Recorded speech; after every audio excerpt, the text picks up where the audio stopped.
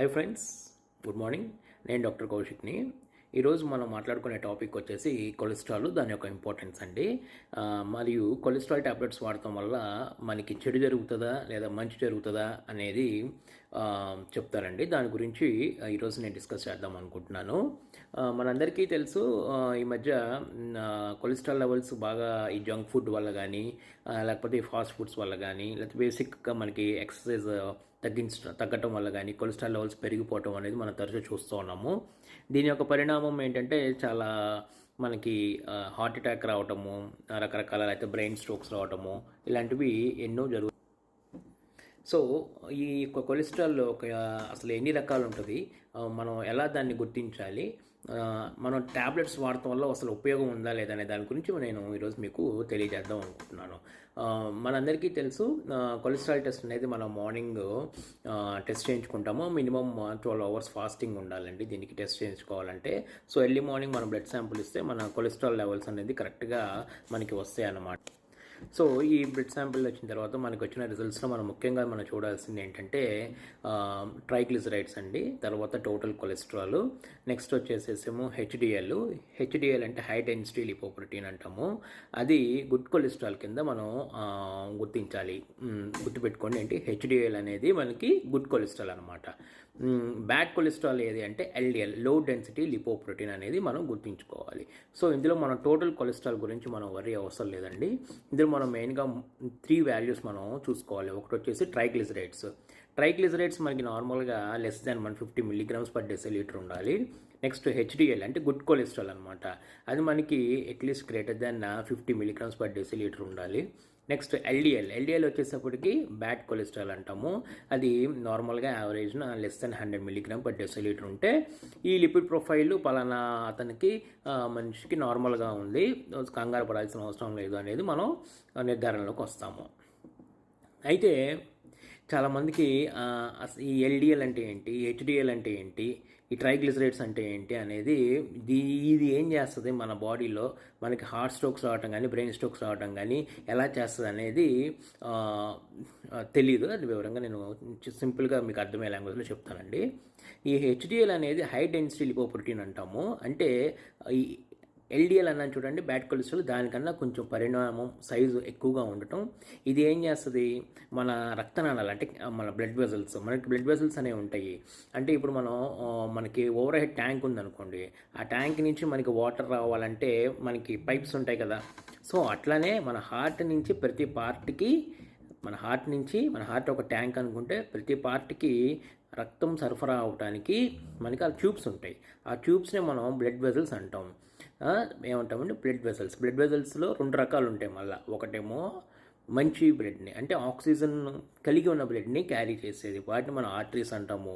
రెండోది impure blood అంటే without oxygen, అందులో ఏముంటుంది, ఆక్సిజన్ బదులు కార్బన్ డైఆక్సైడ్, దాన్ని ఇంప్యూర్ బ్లడ్ క్యారీ, అది వాటిని ఏమంటాం మనం వెయిన్స్ అంటాము. సో మనకి 2 రకాల బ్లడ్ వెజల్స్ ఉంటాయండి.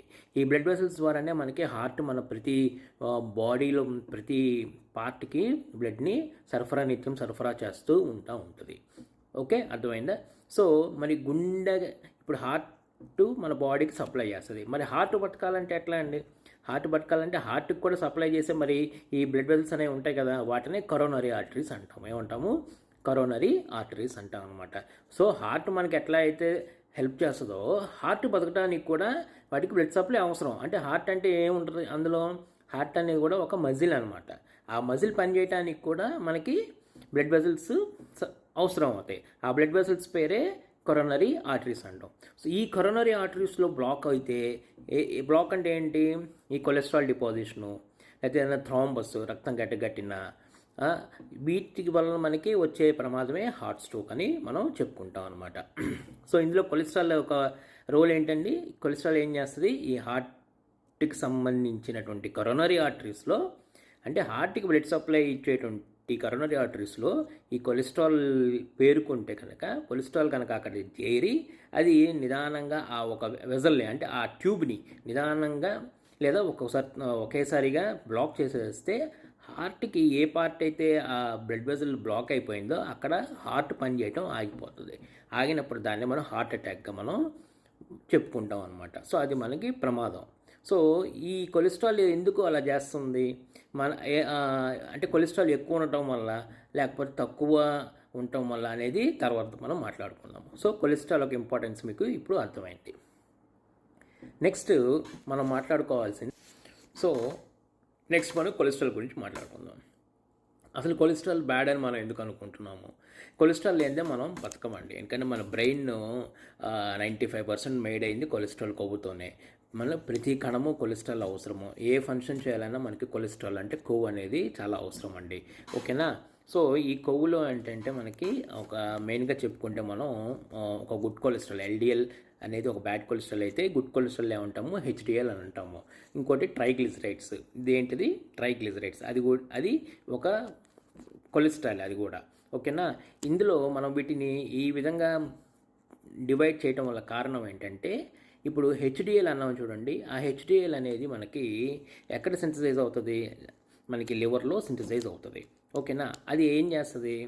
ఈ బాడీలో అంటే రక్తనాళాలలో, ఏ రక్తనాళాలలో ఎక్కడైనా కొలెస్ట్రాల్ డిపాజిట్స్, ఏది ఎల్డిఎల్ కానీ లేదా ట్రైగ్లిజరైడ్స్ కానీ అవి, లేదా లిపిడ్ మాలిక్యూల్స్, ఇవన్నీ కొలెస్ట్రాల్లేనండి, అన్నీ కొలెస్ట్రాలే. ఇవన్నీ మా రక్తనాళాల్లో ఉంటే ఈ హెచ్డిఎల్ ఏం చేస్తుంది? వాటిని తీసుకొని లివర్లోకి తీసుకొస్తుంది. లివర్ ఏం చేస్తుంది? వాటిని కొలెస్ట్రాల్ని డైజెస్ట్ చేసేసి మనని బైల్ అంటే మనకి బైల్ అంటాం చూడండి, గాల్ బ్లాడరు, బైల్ జ్యూస్ అంటాం చూడండి, అందులోకి తీసుకొచ్చి ఇవన్నీ యూరిన్ ద్వారా లేకపోతే మోషన్ ద్వారా మనకి బయటికి పంపించేస్తూ ఉంటుంది.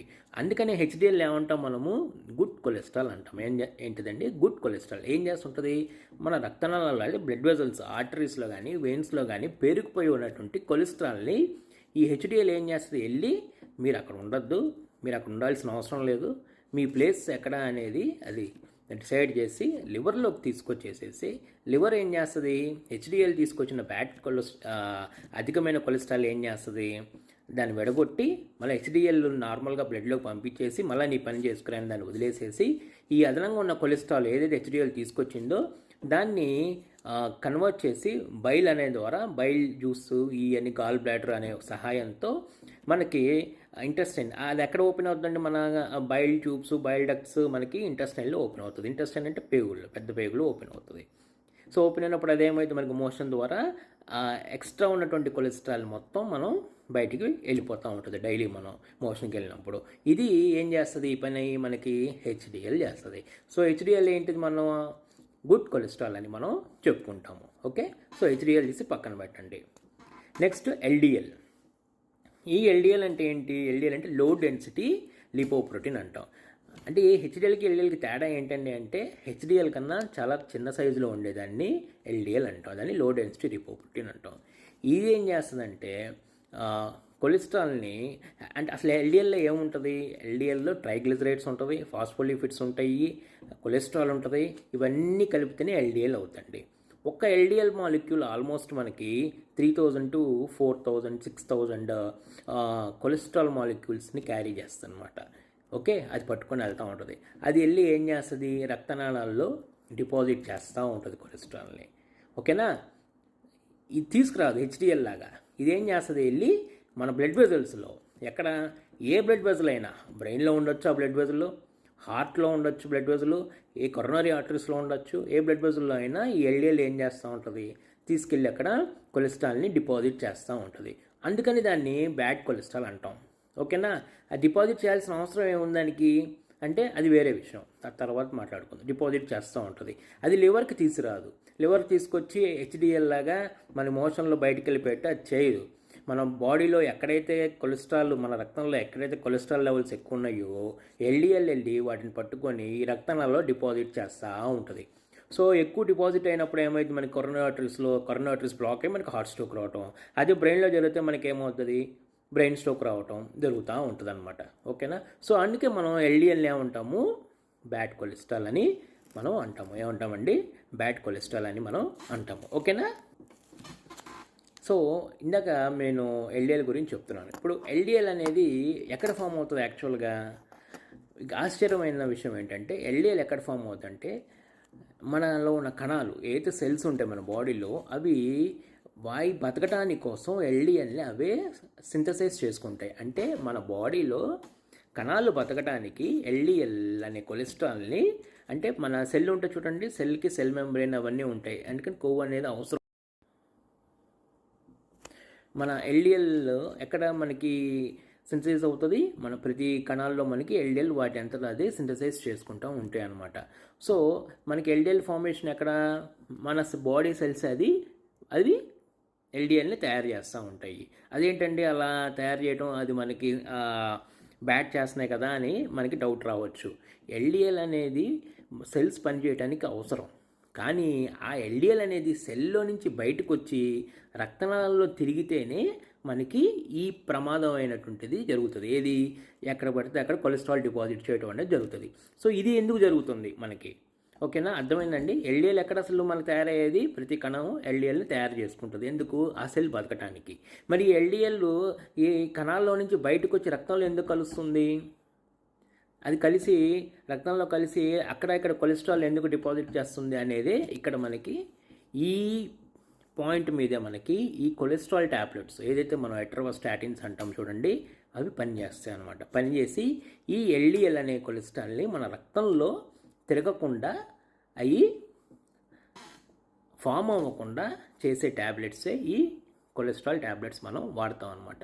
సో అది ఎట్లా అనేది నేను మీకు సింపుల్గా చెప్తాను. ఓకే, ఇప్పుడు నేనేం చెప్పాను ఇందాక, ఎల్డిఎల్ అనేది మనం ప్రతి సెల్లో ఫామ్ అవుతుంది.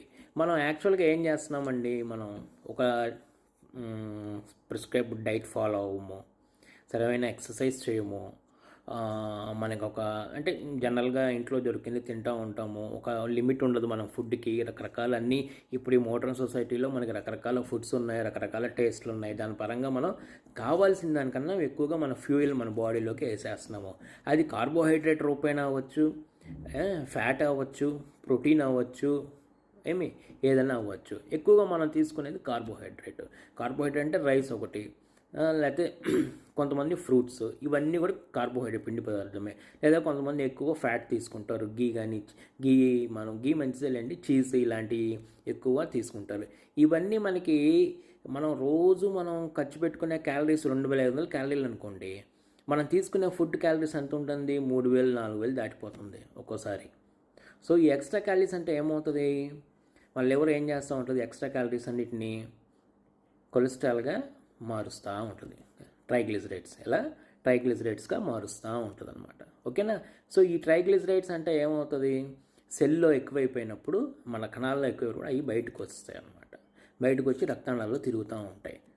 ఈ ఎల్డిఎల్ ఇవన్నీ ఎక్కువైపోయినప్పుడు, ఫామ్ అయిపోయినప్పుడు ఎక్సెస్గా ప్రొడ్యూస్ అయిపోతాయి అనమాట. యాక్చువల్గా మనకు కావాల్సినంత మనం తీసుకుంటే మనకు కావాల్సినంత సెల్స్లోనే ఉంటాయి, కానీ ఏమవుతుంది, మనం ఎక్సెస్గా తింటున్నాం కాబట్టి అవి సెల్స్లో నుంచి కూడా బయటకు వచ్చేసేసి ఈ రక్తంలో ఫ్రీగా తిరిగిపోయి ఎక్కడ పడితే అక్కడ ఎల్డిఎల్ కొలెస్ట్రాల్ ఏం చేస్తుంది, కొవ్వుని డిపాజిట్ చేస్తుంది. సో ఇప్పుడు ఏంటి, ఈ స్టాటిన్స్ ఏం చేస్తాయంటే, మనం ఇప్పుడు కొలెస్ట్రాల్ తగ్గించే ట్యాబ్లెట్స్ ఏం చేస్తాయంటే, అవి హెచ్ఎంజే కోయరెక్టేస్ అనే ఒక ఎంజైమ్ మీద పనిచేసి, అంటే అవన్నీ టెక్నికల్ టర్మ్స్ అండి, అది కూడా మీకు అనవసరం. ఇందులో ఉన్న లాజిక్ ఏంటంటే, నేను ఇందాక చెప్పాను కదా, మన బాడీలో ప్రతి కణం ఎల్డిఎల్ కొలెస్ట్రాల్ని డెవలప్ చేసుకుంటుంది, అంటే అది తయారు చేసుకుంటుంది. అలా తయారు చేయకుండా ఆపేస్తుంది అనమాట. అర్థమైందండి, జాగ్రత్తగానండి. మన బాడీలో ప్రతి కణము సహజంగా ఉన్న గుణం ఏంటంటే ఎల్డిఎల్ అంటే బ్యాడ్ కొలెస్ట్రాల్ అని మనం చెప్పుకుంటాం, కానీ ఆ సెల్ వరకు అది గుడ్ కొలెస్ట్రాలే. ఓకే, ఎల్డిఎల్ని సింథసైజ్ చేసుకుంటుంది. ఈ సింథసైజ్ చేసుకునే తత్వాన్ని ఈ స్టాటిన్స్ ఆపేస్తుంది. సో ఆపినప్పుడు ఏమైంది, ఈ కణాలకి ఎల్డిఎల్ అవసరం అవి బతకడానికి. అప్పుడు రక్తంలో తిరుగుతున్న ఎల్డిఎల్ని తీసేసుకుంటుంది అనమాట. తీసుకునే దానికి దాని రిసెప్టార్స్ని యాక్టివేట్ చేసుకుంటుంది. సో ఓకే, నేను తయారు చేసుకోలేకపోతున్నాను, నాకు ఎల్డిఎల్ కావాలి అని అవి భావించి రిసెప్టార్స్ని యాక్టివేట్ చేసుకొని రక్తంలో ఉన్నటువంటి ఎల్డిఎల్ని ఈ కణాల లోపలికి వెళ్ళిపోతుంది. సో ఎప్పుడైతే రక్తంలో కనుక మన బ్లడ్ వెజల్స్లో కనుక ఎల్డిఎల్ లెవెల్స్ తగ్గిపోతాయో, అప్పుడు మనకి ఈ ఎల్డిఎల్ చేసే పిచ్చి పని ఏంటి, కొలెస్ట్రాల్ అక్కడక్కడ డిపాజిట్ చేయటం, అది జరగదు. ఓకేనా. సో ఈ మేజర్ రోల్ చేసేది ఏంటి అంటే ఈ కొలెస్ట్రాల్ ట్యాబ్లెట్స్, స్టాటిన్స్, ఎట్రోస్టాటిన్, రోజోస్టాటిన్, ఇవన్నీ అవి మనకి హెల్ప్ చేస్తాయి.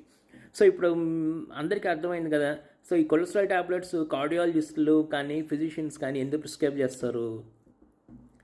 మన రక్తంలో అంటే బ్లడ్ వెజల్స్లో ఫ్రీగా తిరిగే ఎల్డిఎల్ కొలెస్ట్రాల్ని వాటి తగ్గించటానికి ఇవి ప్రిస్క్రైబ్ చేస్తారు. ఎందుకు?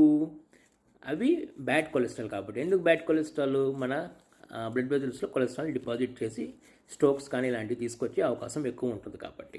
సో ఈ కొలెస్ట్రాల్ ట్యాబ్లెట్స్ అవసరమా కాదా మనకి? కొలెస్ట్రాల్ ఎల్డిఎల్ కొలెస్ట్రాల్ ఎక్కువ రక్తంలో ఉన్న వాళ్ళకి అవసరమైన అదనమాట. సో కొంతమంది చెప్తారు ఈ వాటితే సైడ్ ఎఫెక్ట్స్ వస్తాయి, మన లివర్ ఫెయిల్ అవుతుంది, కొంతమందికి డయాబెటీస్ వస్తుంది, ఇవన్నీ కొన్ని ప్రాబ్లమ్స్ అయితే ఉంటాయి, ఉండవని. దానికన్నా ముఖ్యమైనది ఈ స్ట్రోక్ కదండి. స్ట్రోక్ వస్తే మనిషి ఒకేసారి పోతాడు, అవునా కదా? సో మనం లో డోస్తో డైట్ మార్చుకుంటా ఈ కొలెస్ట్రాల్ ట్యాబ్లెట్స్ ఒక 2-3 months వాడుకుంటే ముందు మన రిస్క్ ఫ్యాక్టర్ని మనం తగ్గించుకోగలిగితే ఆటోమేటిక్ తర్వాత మనం ట్యాబ్లెట్స్ ఆపేసుకొని మనం లైఫ్ స్టైల్ కనుక మార్చుకోగలిగితే మంచి వెజిటేబుల్స్ కానీ ఇలాంటి ఫుడ్ మనం తీసుకొని కొలెస్ట్రాల్ లెవెల్స్ని మనం డౌన్ చేసుకుంటే మనం ట్యాబ్లెట్స్ ఆపేసుకొని మనం సాధారణంగా బతకచ్చు. సో ఈ టేక్ హోమ్ పాయింట్ ఏంటంటే ఈ వీడియోలో మనకి కొలెస్ట్రాల్ ట్యాబ్లెట్స్ అనేది మనకి 100% సేఫ్ చేస్తాయి కానీ 80%లో హాని చేయవు. Thank you very much.